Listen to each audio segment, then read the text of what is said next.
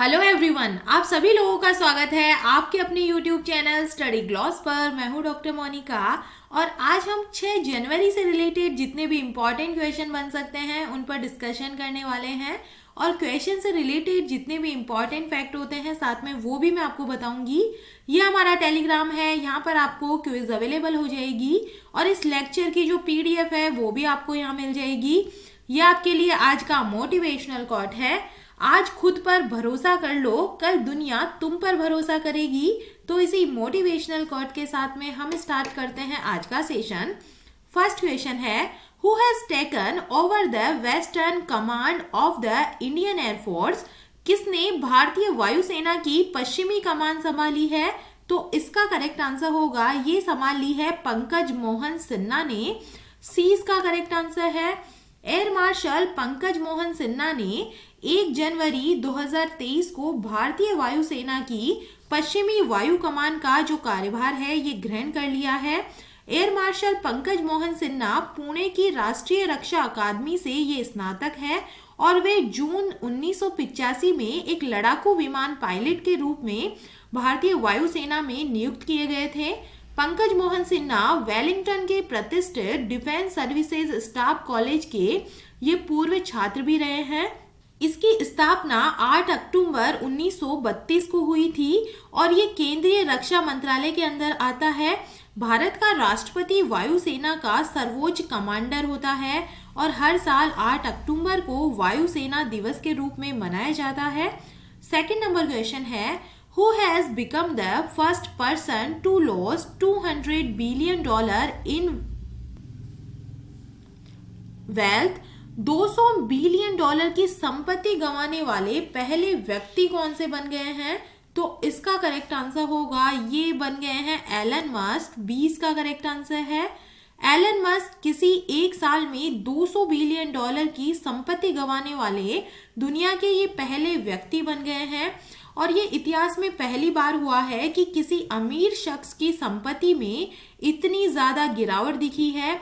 Tesla के शेयरों में हाल ही में दिखी गिरावट के बाद में एलन मस्क की जो कुल नेटवर्थ है 137 बिलियन डॉलर पर आ गई है, जबकि जनवरी 2021 में एलन मस्क की जो निजी नेटवर्थ थी ये 200 बिलियन डॉलर से ज्यादा हो गई थी और इसी साल में मस्क की नेटवर्थ 300 बिलियन डॉलर के भी ऊपर जा पहुंची थी।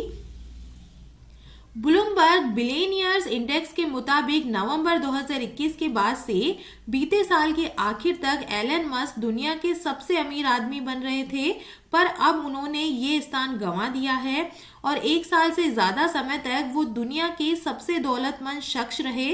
पर पिछले महीने फ्रांसीसी बिजनेस टाइकून और LVMH के फाउंडर बर्नार्ड अर्नोल्ड ने एलन मस्क को पीछे छोड़ दिया है और दुनिया के सबसे अमीर जो आदमी है ये बन गए हैं। थर्ड नंबर क्वेश्चन है, India's first IVF mobile unit for cattle has been launched in which state? पशुओं के लिए भारत के पहले IVF मोबाइल यूनिट की शुरुआत किस राज्य में की गई है? तो इसका करेक्ट आंसर होगा, ये गुजरात के अंदर की गई है। 20 का करेक्ट आंसर है। देश में पशुओं के इन विटो फर्टिलाइजेशन मतलब IVF के लिए पहली चलित लैब का लोकार्पण गुजरात के अमरेली में संत मुरारी बापू और केंद्रीय मंत्री पुरुषोत्तम रूपाला ने किया है। इसके जरिए उत्तम नस्ल की साहीवाल गायों के साथ ही अन्य नस्लों के पशुओं के प्रजनन को बढ़ावा दिया जाएगा और केंद्र सरकार और अमर डेयरी के संयुक्त उपक्रम में यह जो वेन है ये संचालित की जाएगी। ये पशुओं के लिए देश की पहली IVF वेन है। IVF उन्नत प्रजनन क्या होती है, एक तकनीक होती है और ये प्रजनन में मदद करने और संतान उत्पत्ति की एक अत्याधुनिक प्रक्रिया है। अच्छी नस्ल के पशुओं के संवर्धन के लिए ये मोबाइल वैन कारगर साबित होगी। साहीवाल नस्ल की गायों व अच्छी नस्ल के दुधारू पशुओं की आबादी बढ़ाने में IVF वैन अहम जो है भूमिका निभाने वाली है। टॉप 5 फर्स्ट इन इंडिया की हम बात करें, which has become the first state in India to set up bio village? तो ये जो है ये हुआ है त्रिपुरा के अंदर। Which state and union territory has launched India's first virtual school? तो ये जो है दिल्ली के अंदर बना है। Where will Reliance Industries set up India's first and world's largest carbon fiber plant?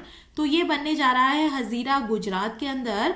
India's where will the first 3D post office be built? तो ये बनने जा रहा है बेंगलोर के अंदर। Which state government has announce to set up India's first education township? तो ये उत्तर प्रदेश के अंदर जो है बनने का अनाउंस हुआ है। 4 नंबर क्वेश्चन है by what percent has the GST collection increased to rate 1.49 lakh crore in the month of December? दिसंबर माह में जीएसटी कलेक्शन कितने परसेंट बढ़कर 1.49 लाख करोड़ रुपए हुआ है?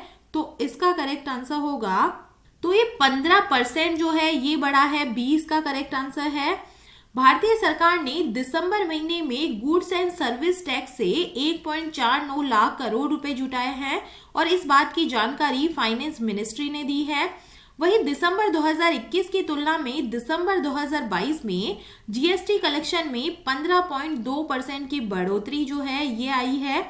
दिसंबर 2021 में gross GST collection 1.3 lakh crore रुपए रहा था और दिसंबर 2022 के आंकड़े सामने आने के बाद में एक नया रिकॉर्ड भी बन गया है। लगातार 10वें महीने जीएसटी कलेक्शन 1.4 लाख करोड़ रुपए से ज्यादा हुआ है और अप्रैल में जीएसटी कलेक्शन ने लगभग 1.68 लाख करोड़ रुपए के रिकॉर्ड उच्च स्तर को छुआ था। वहीं दूसरा सबसे ज्यादा जीएसटी कलेक्शन अक्टूबर में 1.52 लाख करोड़ रुपए का रहा था। Top 5 questions related to GST की हम बात करें, when was the goods services tax implemented in India? तो ये लागू हुआ था 1 जुलाई 2017 को। It was suggested to implement GST in India, तो ये विजय केलकर कमेटी की सहमति से जो है ये लागू किया गया था इंडिया के अंदर। First of the GST bill, the chairman of the drafting committee was, तो ये है Asim Das Gupta. India first state to implement GST, तो ये जो है लागू हुआ था असम के अंदर।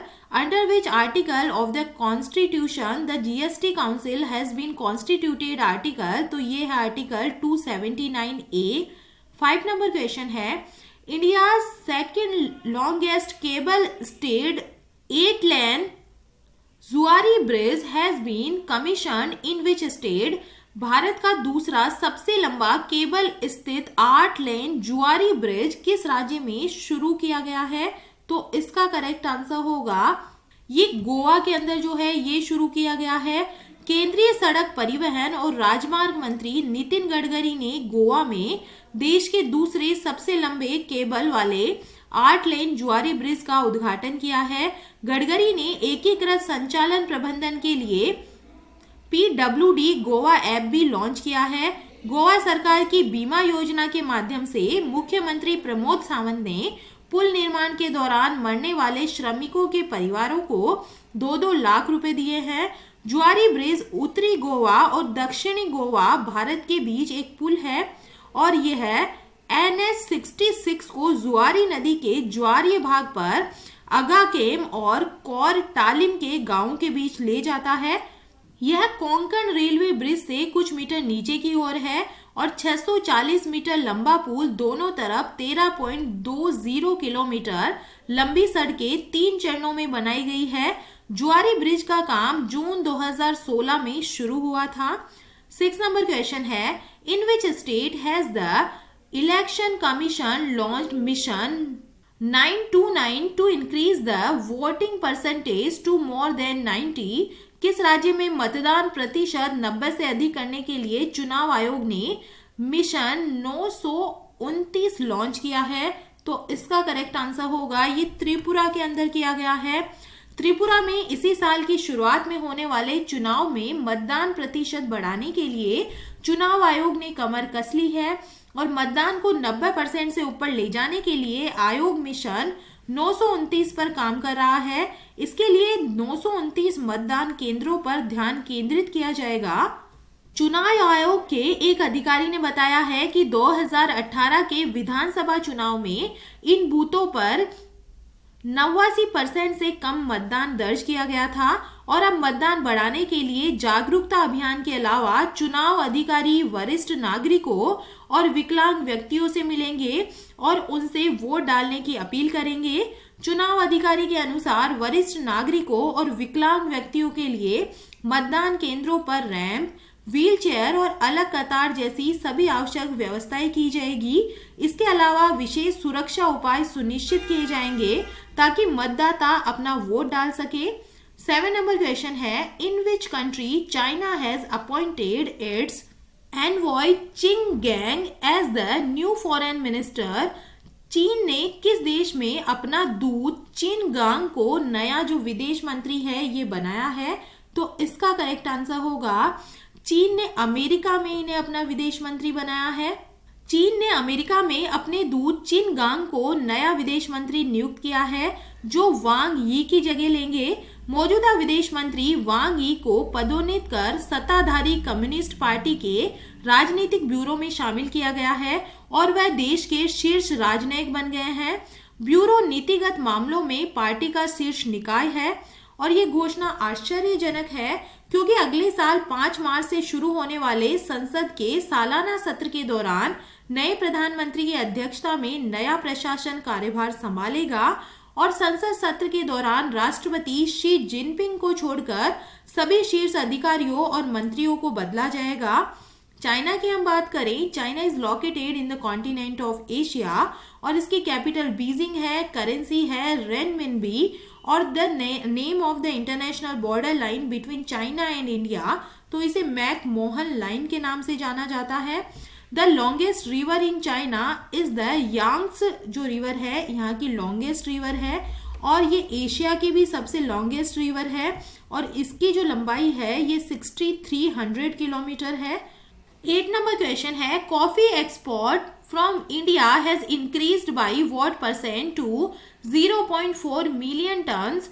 भारत से कॉफी का निर्यात करने कितने परसेंट जो है ये बढ़कर 4 लाख टन हुआ है? तो इसका करेक्ट आंसर होगा ये बढ़ा है 2%। ए इसका करेक्ट आंसर है। भारत से कॉफी का निर्यात लगभग 2% बढ़कर 4 लाख टन हो गया है और कॉफी बोर्ड ने ये जानकारी दी है। भारत कॉफी का एशिया का तीसरा सबसे बड़ा उत्पादक और निर्यातक देश है। वर्ष 2021 में यह निर्यात 3.93 लाख टन रहा था।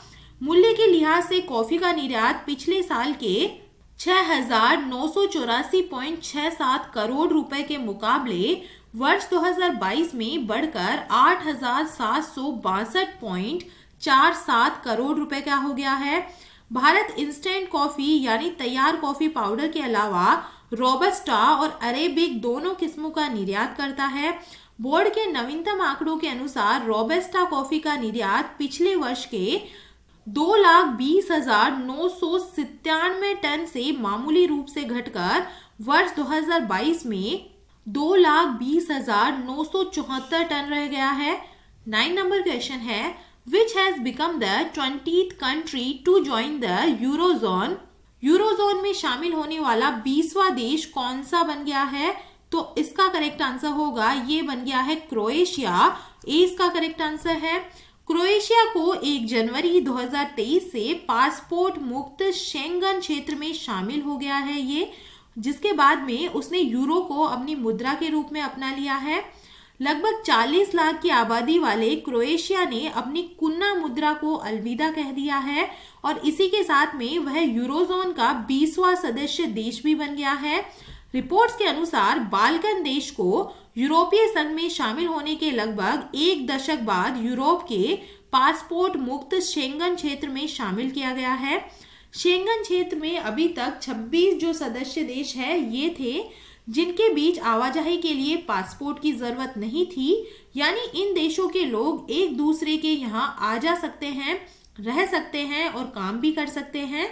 इसके लिए उन्हें ना वीजा लेना होता है और ना किसी परमिट की जरूरत होती है। इसमें अभी तक बुल्गारिया, रोमानिया, क्रोएशिया, आयरलैंड और साइप्रस ही ऐसे यूरोपीय संघ के सदस्य थे जो शेंगन के सदस्य नहीं थे। 10 नंबर क्वेश्चन है, who has become the first woman officer to be actively deployed in Siachen? Siachen में सक्रिय रूप से तैनात होने वाली पहली महिला अधिकारी कौन बन गई है? तो ये बन गई है कैप्टन शिवा चौहान। 20 का करेक्ट आंसर है।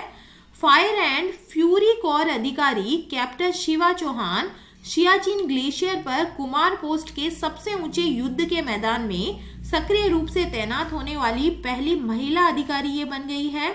शिवा को ऐसे ही सियाचिन में तैनात नहीं किया गया। सियाचिन के कुमार पोस्ट में तैनाती से पहले शिवा को कठिन ट्रेनिंग से गुजरना पड़ा था। सेना के अधिकारियों ने बताया है कि शिवा को सोमवार को सियाचिन में लगभग 15,600 फुट की ऊंचाई पर बनी कुमार चौकी में 3 महीने के लिए तैनात किया गया है। चलिए कल के जो एमसीक्यू है उन्हें हम रिवाइज कर लेते हैं।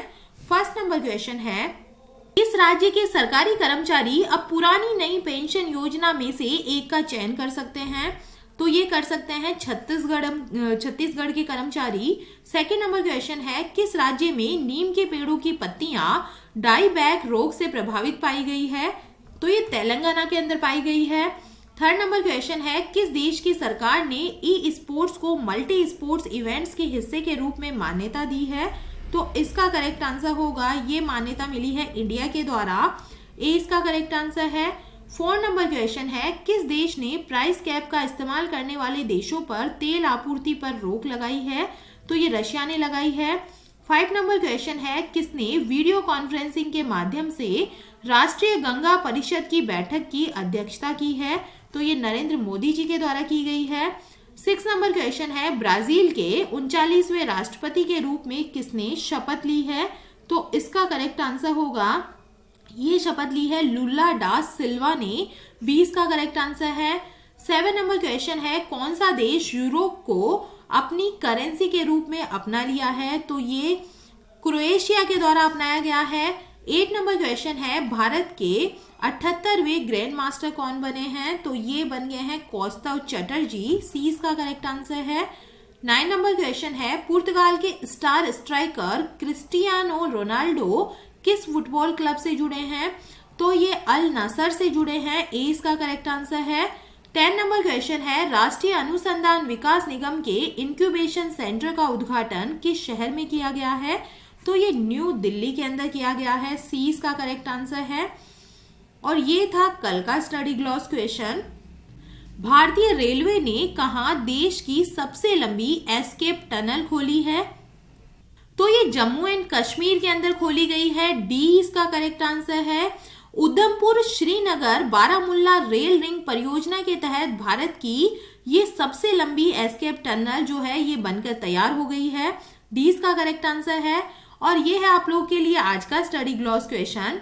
किस देश ने शैन वॉन के सम्मान में वार्षिक पुरस्कार का नाम बदला है? तो इसका आंसर आप मुझे कमेंट सेक्शन में दीजिएगा। ये हमारा टेलीग्राम है, यहाँ पर आपको क्विज अवेलेबल हो जाएगी और इस लेक्चर की जो पीडीएफ है वो भी आपको यहाँ मिल जाएगी। आई होप आपको सेशंस पसंद आ रहे होंगे। अगर पसंद आ रहे हैं तो इन्हें लाइक कीजिए, अपने दोस्तों के साथ में शेयर कीजिएगा। तो चलिए मिलते हैं हम एक नए सेशन के साथ में। Thank you.